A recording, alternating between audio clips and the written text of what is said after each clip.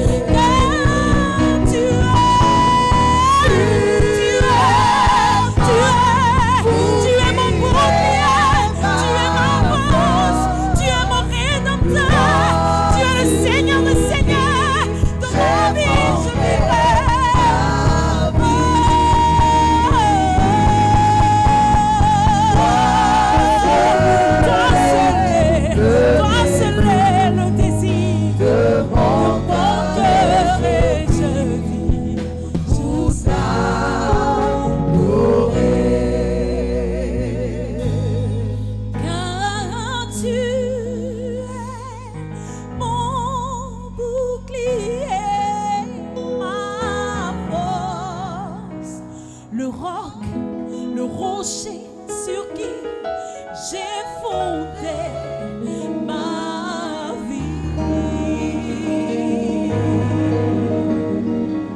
Toi seul est le désir de mon cœur est celui pour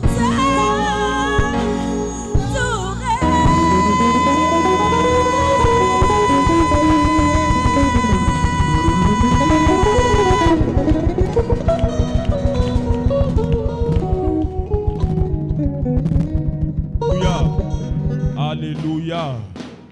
Alléluia. Maintenant, écoute-moi maintenant. La Bible dit, il y avait une femme qui perdait le sang. Elle a tout fait.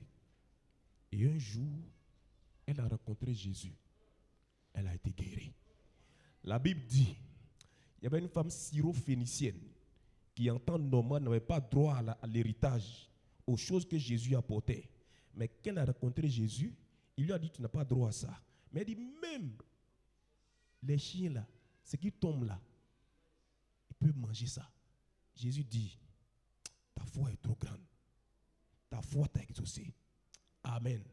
Ce matin, parce que tu es venu, Dieu honore ta foi. Non seulement il te guérit, mais il te donne la paix du cœur. Tu reçois au nom de Jésus. Alléluia. Que Dieu soit béni. La Bible déclare que la devise de l'Église en tant que telle, la devise, comme on dit pour la Côte d'Ivoire, c'est quoi? Quelle est la devise de la Côte d'Ivoire? La devise de l'Église, c'est édifier, exhorter, consoler. Tout ce que l'Église fait tourne autour de ça. Édifier, ça veut dire bâtir les gens. Pendant qu'on te bâtit, il peut arriver des temps où tu es découragé, où tu es abattu, parce que tu tombes malade, parce qu'il y a ceci, parce qu'il y a la famille. Là, on t'exhorte.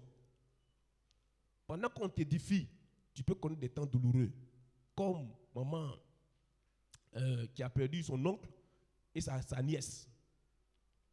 On fait quoi? On t'exhorte et on continue de t'édifier. Alléluia. Alléluia. Le rôle de l'Église, c'est édifier jusqu'à ce qu'on atteigne la stature parfaite de qui? De Christ. Et ce matin, ce séminaire aussi concourt à cela. Notre papa, est-ce qu'on peut acclamer le Seigneur pour notre papa Kwagba qui a introduit déjà le séminaire? Mais la question qu'on se pose, on dit, mais un fils doit s'occuper des affaires de son père. Mais pourquoi est-ce qu'en principe, on doit enseigner ça aux gens? Est-ce qu'en principe, on doit dire à un fils, bon, il faut faire les affaires de ton père? En principe. Mais parce que Jésus a compris une chose, c'est que peut-être que les fils s'occupaient, mais ne le faisaient pas comme le ciel voulait. Sinon, ce n'est pas qu'ils ne le font pas. Hein. Si ton père a une voiture, que la voiture est sale le lundi, tu peux laver. Mais mardi, c'est sale, tu dis, ah, moi, il n'a pas. Mercredi, ah, moi, il n'a pas, il n'y a pas le temps. Jeudi, je n'ai pas le temps. Mais néanmoins, il démet ton père, non? Mais est-ce que tu continues de laver sa voiture? Parce que quand tu as lavé lundi sa voiture, son cœur était réjoui. Mais il est sorti mardi, la voiture est sale. Mercredi, c'est sale. Jeudi, c'est sale. Donc Jésus dit, enseignez-les.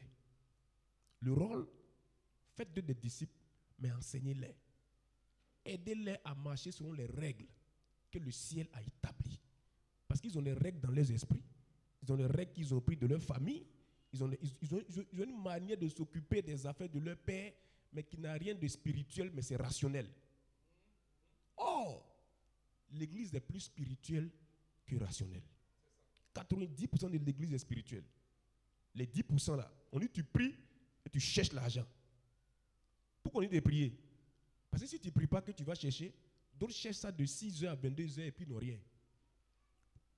6h, 22h et puis n'ont rien. Donc tu risques de t'ajouter à ces personnes qui cherchent de 6h à 22h sans rien avoir. C'est pourquoi on dit prie.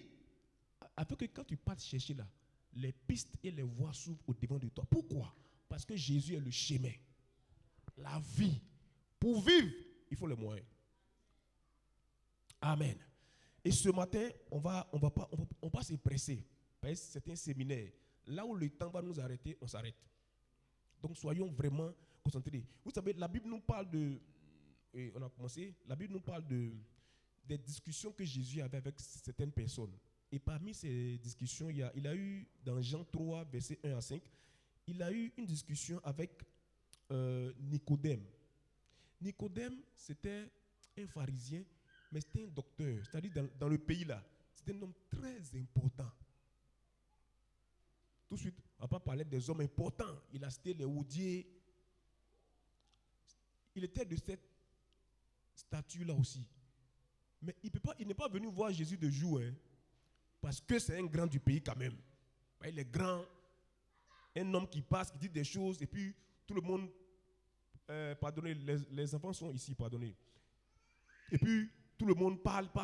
Lui, il va se lever comme ça. Non, il va de nuit. Et il rencontre Jésus et lui pose des questions. Jésus lui parle de comment est-ce qu'on peut, il dit, si tu n'es pas de nouveau, ouais, non, il lui parle du royaume. Mais Nicodème était comme les autres. Mais lui, il a fait un constat. Eux qui étaient les docteurs de la loi, ils ne manifestaient pas la puissance que Jésus manifestait. Donc ça l'a attiré. Il dit, tout ce que tu fais là, si tu ne viens pas de Dieu, tu ne peux pas faire ça. Donc, il a vu la différence de la puissance qui se manifeste. Mais ne vous trompez pas. La pensée de cet homme, qui est Nicodème, n'avait pas changé concernant les enseignements de Jésus. Il les remettait en cause. Il ne croyait pas trop aussi. Bon, toi tu dis aux gens, il faut naître de nouveau. Donc je dis, moi je viens comme ça, il fait comment? Je rentre encore dans le ventre de ma mère, et puis je ressors, ou bien on fait comment? Et puis Jésus lui dit une chose qui est importante. Il dit, bon, je suis en train de parler même des choses terrestres. Tu ne comprends pas. Et quand j'ai commencé à parler des choses spirituelles, comment tu vas comprendre? C'est pourquoi l'Église a le droit, par la grâce de Dieu, de vous révéler les choses spirituelles. C'est pourquoi Dieu fait ce qu'on appelle la grâce. C'est ça la grâce. La grâce, c'est que lui, il est là, il est comme toi. Mais il y a une particularité que Dieu donne, c'est que ce que toi tu lis là, quand lui il lit ça, quelqu'un l'aide à mieux comprendre. Pas pour s'enorgueillir, hein, pour venir t'expliquer, comme Jésus a dit, enseigner. Afin que quand tu es instruit, ta manière de marcher puisse changer, ta manière d'adorer puisse changer, ta manière de venir à l'église puisse changer. C'est dans ce but-là seulement que Dieu fait la grâce. Et ce matin, pour que nous puissions comprendre pourquoi est-ce que ce thème de un fils s'occupe des affaires de son père est ultra important, nous avons un modèle qui est parfait. C'est qui? C'est qui? C'est Jésus. On va prendre nos Bibles dans le livre de Luc 2.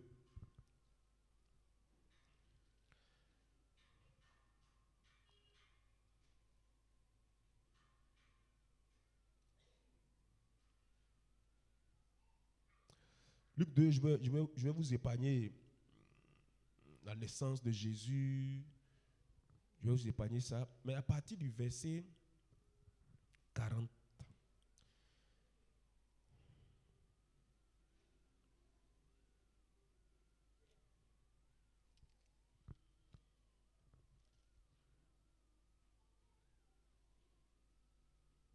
À partir du verset 40. Amen. Je sais que la semaine passée, on vous a déjà expliqué, hein, on vous a défini un peu le fils. Ou bien, c'est ça, non? Ça a été défini un peu, on vous a défini un peu. Quand on parle de fils, on parle de sortie d'eux. C'est ça, non? Celui qui sort d'eux. Quand tu dis c'est mon fils, on dit il est sorti de toi. Il est sorti de toi. Quand un homme dit à quelqu'un, ça c'est ma fille, on dit elle est sortie de lui. Ici, quand on parle de fils, je vais tout de suite poser les balises. On parle de fils et de filles. Donc, ne pensez pas qu'on parle des hommes. On parle de fils et de filles. Et quand on parle de fils, c'est celui qui sort d'eux. C'est là où on parle de la filiation, d'où il vient. Mais en même temps, quand on parle de fils, quand on va un peu plus loin, on parle de celui qui est capable de ressembler à. Ou bien celui qui est capable de ressembler de la personne dont il sort. Mais tu ne fais pas d'effort pour ressembler à la personne. Je vous explique. Quand papa et maman mettent au monde un enfant, l'enfant ne fait pas des efforts pour ressembler à son papa. Il ne fait pas des efforts pour ressembler à sa maman. Il naît déjà, il les ressemble. Il les ressemble déjà. Soit il prend des traits, il les ressemble déjà. Mais, quand on va plus loin encore, le fils, c'est celui qui a la capacité d'avoir une relation. Tu sors de quelqu'un, mais si tu n'as pas de relation avec lui, on peut appeler ça un fils. C'est celui qui est capable d'avoir une relation. C'est celui qui est capable d'avoir une unité de langage, d'esprit, de traits physiques et de traits moraux. Les traits physiques, vous les connaissez. Les traits moraux aussi, c'est... On dit, mais lui, là, il fait les choses comme son père. Il fait les choses comme son père. C'est ça un fils. Mais on va revenir au texte. Luc 2, à partir du verset 40. On dit, or, l'enfant croissait et se fortifiait. Il était rempli de sagesse et la grâce de Dieu était sur lui. Amen. Jésus naît. Quand Jésus venait déjà là, il était qui? Il venait en tant que qui? Le sauveur de l'humanité. Tout le monde savait, depuis Marie, comment est-ce qu'elle a été recouverte par le Saint-Esprit. Jésus n'est pas l'enfant biologique de Joseph. Marie a été recouverte par le Saint-Esprit. Plus tard, il est venu au monde. Marie et Joseph avaient la responsabilité de prendre soin de lui. Quand bien même qu'il était venu en tant que fils de Dieu, en tant que Dieu, ils avaient la responsabilité de prendre soin de lui. La preuve, quand Hérode voulait le tuer, Dieu ne s'est pas révélé à Jésus pour dire, il faut t'élever comme un téléfilm africain. Tu vas commencer à courir. Il dit non, il s'est révélé à ses parents. Prenez l'enfant, envoyez-le en Égypte. Ils avaient la responsabilité de le faire. Quand c'est fini, il dit, revenez. Ils sont revenus. Jusqu'ici, Jésus est considéré comme quoi? Comme un enfant. À quel moment, toi et moi, on devient enfant de Dieu? À quel moment? Quand on le reçoit, la Bible dit quoi? Il nous donne quoi? Le pouvoir de devenir enfant de Dieu. C'est ça, non? Quels sont ceux qui ont reçu Jésus ici ce matin? Bon, attendez. Quels sont ceux qui n'ont pas encore reçu Jésus comme les Seigneurs et Sauveurs personnels? Donc nous tous ici, on a déjà reçu Jésus comme notre Seigneur et Sauveur personnel. Soyez bien disponibles. Vous allez comprendre où est-ce qu'on va. Dans Luc 2, verset 40, on appelle toujours Jésus enfant. Lisons maintenant le verset 46. Au bout de 3 jours, il le trouvait dans le temple, assis au milieu des docteurs, les écoutant et les interrogeant. C'est ça, non? La Bible dit aussi, dans le verset 46, on dit Jésus a 12 ans maintenant. Il n'est plus un bébé. Ils vont dans une ville, pendant qu'ils sont en train de revenir, Jésus disparaît. Mais il a 12 ans. Mais ses parents commencent à le chercher. Ils retournent dans la ville où ils étaient. C'était où? À Jérusalem. La Bible dit les parents de Jésus allaient chaque année à Jérusalem à la fête de Pâques. Jésus se perd, mais les parents le cherchent. Le 3e jour, il le retrouve. Il est assis au milieu des docteurs, il les écoute et puis il pose des questions. Il pose des questions. Au verset 49, au verset 48, la Bible dit, quand ses parents le virent, il fut saisi d'étonnement et sa mère lui dit, mon enfant, pourquoi as-tu agi de la sorte avec nous? Voici ton père et moi, nous te cherchions avec angoisse. Verset 49, il leur dit, pourquoi me cherchez-vous? Ne savez-vous pas qu'il faut que je m'occupe des affaires de mon père? Il avait quel âge quand il disait ça? Il avait quel âge? Jésus avait 12 ans quand il faisait cette déclaration. Amen. Mais quand vous regardez au verset 49, quand Jésus fait la déclaration, chose bizarre, on ne le voit plus s'occuper des affaires de son père. C'est ça, non? Il a venu dire à ses parents, vous ne savez pas que je dois m'occuper des affaires de mon père? Mais il ne faisait plus quoi? Il ne s'occupait plus des affaires de son père. De là, jusqu'à ce que le jour où on va entendre parler de Jésus, encore, c'est dans Luc 3 au verset 21. Luc 3 au verset 21. La Bible dit, tout le peuple se faisait baptiser. Jésus fut aussi baptisé et pendant qu'il priait, le ciel s'ouvrit et le Saint-Esprit descendit sur lui sous une forme corporelle comme une colombe et une voix fut entendue du ciel ces paroles. Tu es mon fils bien-aimé, en toi j'ai mis toute mon affection. Qui a parlé là? Est-ce que c'est Joseph? Ce n'est pas Joseph. Ce n'est pas Marie. Mais à quel moment Dieu parle? C'est à quel moment? Au moment où Jésus est mis dans l'eau et qu'il sort de l'eau. À partir de cet instant, les prérogatives et les priorités de Jésus ont changé. Amen. Là, il n'est plus un enfant. Lui-même, il s'est levé maintenant. Ses parents ne l'ont pas accompagné. Il est parti lui-même vers Jean-Baptiste. Jean-Baptiste même ne voulait pas le baptiser. Il dit, fais les choses comme ça d'abord. Et quand il sort de l'eau maintenant, le ciel s'ouvre. Et puis le Père lui parle. Pour dire maintenant, lui que vous voyez là, lui là, c'est mon fils. Il précise, dit, tu es mon fils bien-aimé et j'ai mis toute mon affection en toi. Et quand vous regardez la suite, la Bible dit quoi par la suite? À partir de cet instant, le ministère de Jésus a commencé. Lui qui a dit, il avait 12 ans, j'aime m'occuper. Il ne s'est pas occupé. Maintenant, posez-vous la question. Pourquoi il ne s'est pas occupé? Pourquoi? C'est ça la question. La réponse se trouve où? Romains 11, verset 32.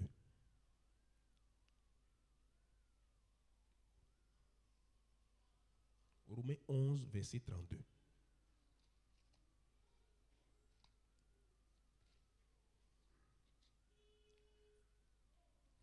Ne vous en faites pas, on va finir à temps.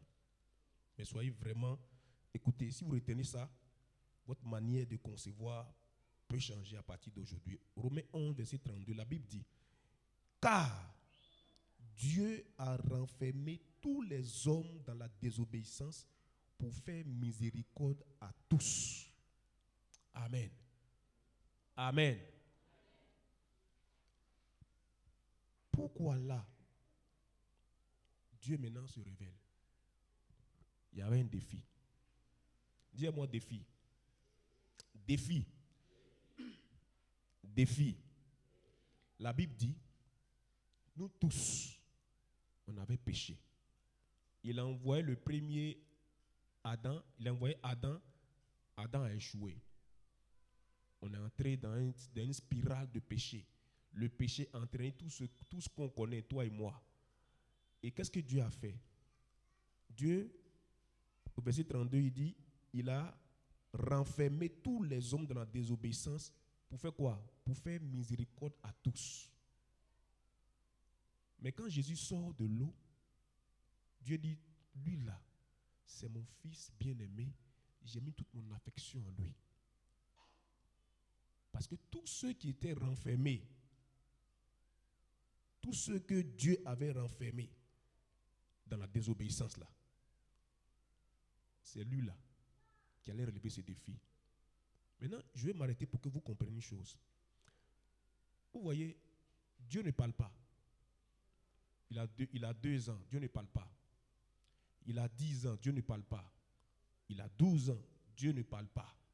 Il a 15 ans, Dieu ne parle pas. On dit à 30 ans, d'après les recherches, à 30 ans, il va se faire baptiser. Et là, Dieu parle. Maintenant, pourquoi Dieu parle? Dieu parle parce qu'il y avait un défi. Dieu parle parce qu'il y avait un défi. Quand bien même il était venu pour ça, mais tant que le temps du défi n'était pas arrivé, Dieu ne parlait pas encore. Amen. Amen.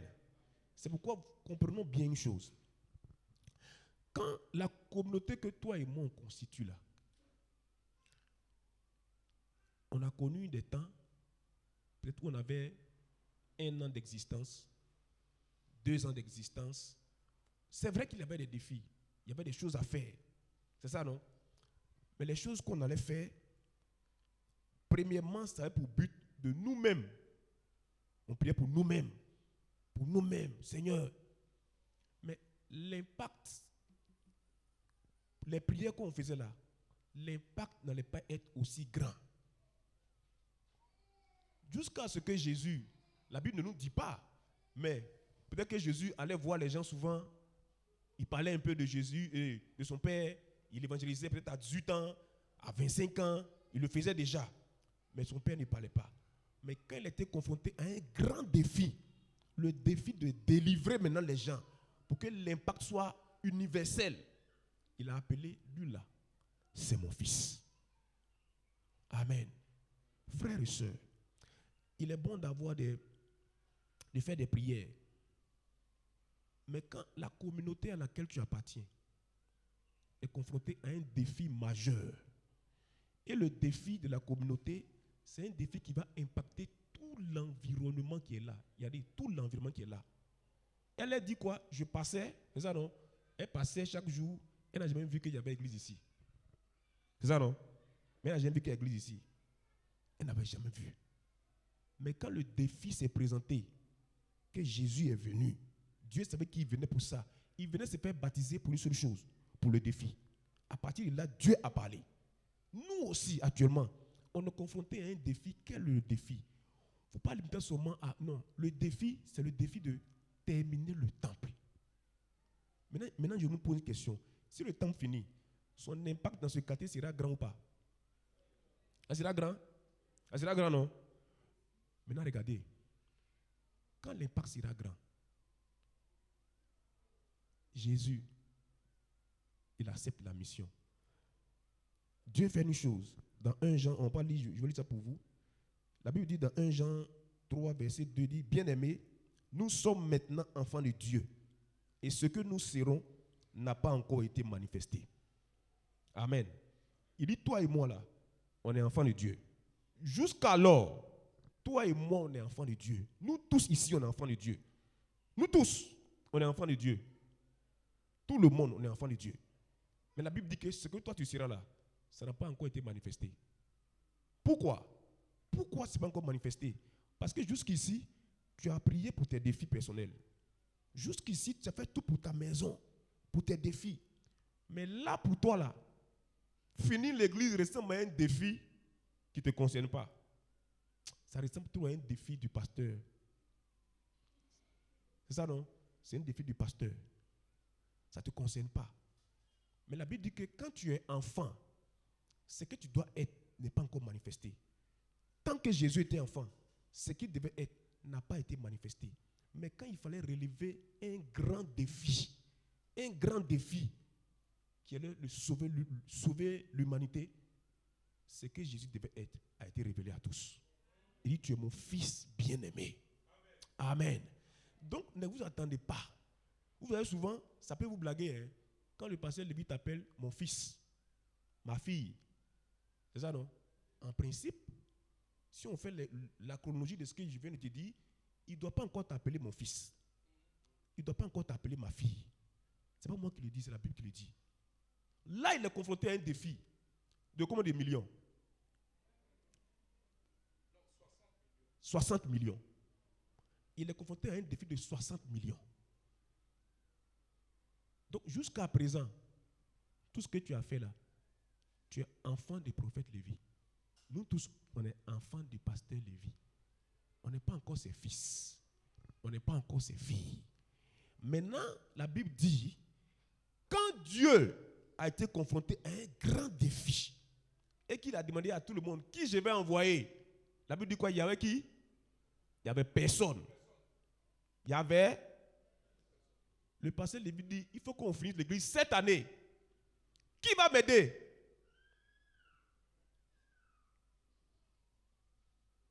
C'est ça.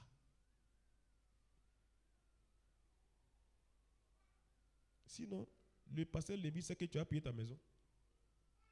Dieu même sait que tu dois payer maison. Dieu même sait que tu dois payer courant. On a fini. Dans 3 minutes, on finit. Dieu sait que tu dois payer maison, tu dois payer courant, tu dois payer tous tes calculs rationnels là. Dieu sait. Mais il dit, j'ai besoin de terminer l'église cette année. Qui va m'aider à finir l'église? C'est de ça qu'il s'agit.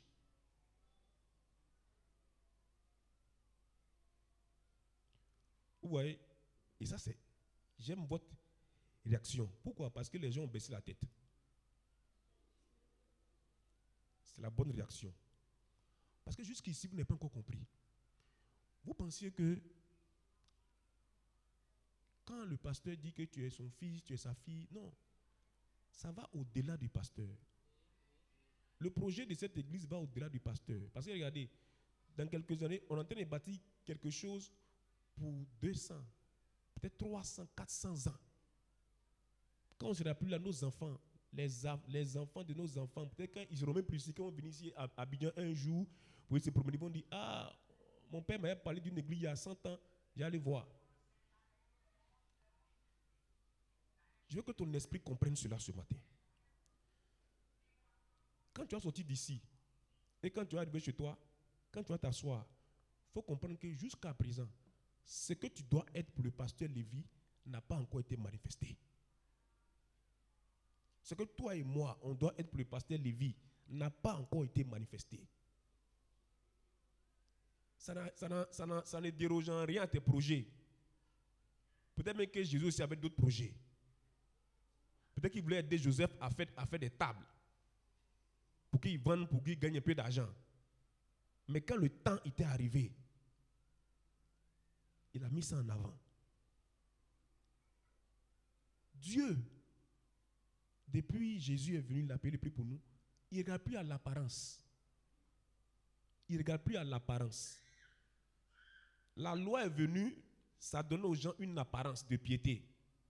Mais quand Jésus est venu, il a exposé le cœur des gens. Donc quand tu es ici, et puis comment tu penses à la construction là? C'est de ça que Jésus te parle ce matin. C'est pourquoi tu baisses ta tête. Parce que jusqu'ici, tu as pensé à la construction en pensant à 5 000, à 10 000. Parce que tu n'as pas compris. La dernière fois, je vous ai montré la différence entre la rationalité et la spiritualité. Ce que Jésus a fait était spirituel. Ça a eu un impact mondial. Il y a des actions qu'on pose qui sont spirituelles, mais qui ont un impact dans ta vie, dans la vie de tes enfants, tes arrière, petits-enfants. C'est là que cela est manifesté. Jusqu'ici, Dieu seul sait, et moi je sais, comment est-ce que toi et moi, comment est-ce que tu conçois la construction de l'église? Comment est-ce que tu conçois ça? Dieu sait. Dieu sait que tu as mis ça au 5e plan. Je te révèle. Tu as mis ça au 5e plan. Tu n'as pas priorisé ça. Jusqu'à présent, tu n'as rien gardé. Rien. La Bible dit ce que tu dois être n'a pas encore été manifesté. Tu dois être grand. Il faut que ce que tu dois être pour le passé, le soit d'abord manifesté. Sinon, tu vois qu'il va trop prier pour toi. Il va trop prier pour toi. Si ce que tu es pour lui est manifesté, les choses vont venir seules. Sans que tu ne le veuilles. Sans que tu ne veuilles.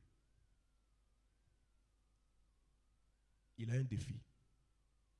Dieu avait un défi. Tout le monde est dans la désobéissance. Il les a mis dans un sachet. Qui va déchirer le sachet pour que ces personnes-là sortent du sachet de la désobéissance et qu'ils soient libres? Jésus est venu. Même les anges ont refusé. Même les anges ont refusé. il faut qu'on comprenne bien. C'est bon d'être ému, mais il faut bien comprendre. Il n'y a de résultat dans ta vie que quand tu as bien compris.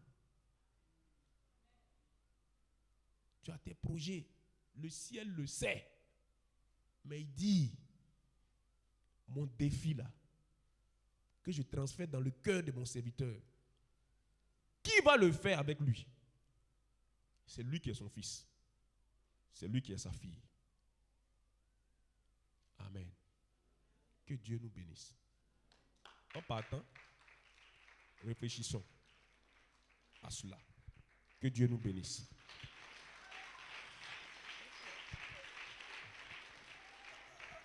Merci pour les acclamations. Est-ce que vous avez bien compris la profondeur de son message?